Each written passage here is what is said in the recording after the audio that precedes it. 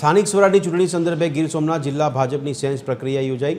વેરાવળની ખાનગી હોટેલ ખાતે 2 દિવસીય સેન્સ પ્રક્રિયાનું આયોજન કરવામાં આવ્યું હતું। તાલાલા નગરપાલિકાની ચૂંટણી માટે 24 ઉમેદવારોએ દાવેદારી નોંધાવી હતી।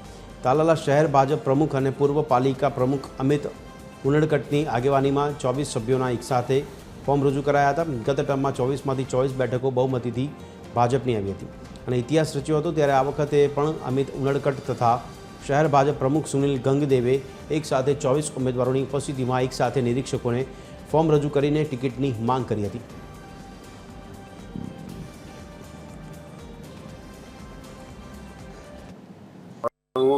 ચૂંટણીલક્ષી નિરીક્ષકો આવેલા હોય વેરાવળ દક્ષ હોટલ ખાતે, ત્યાં અમે બધા લોકો તાળા નગરપાલિકાની આખી ટીમ, તાળા નગરપાલિકાના હરેક સમાજના સદસ્યો અને તાળા નગરપાલિકાની આમ જનતા સાથે લઈ અને અમે ગયા વખતેની જેમ 24 સીટ પાર્ટી પાસે માંગી છે અને પાર્ટી જો આ સીટ આપશે તો 24 ઉમેદવાર જીતાડી દેશું।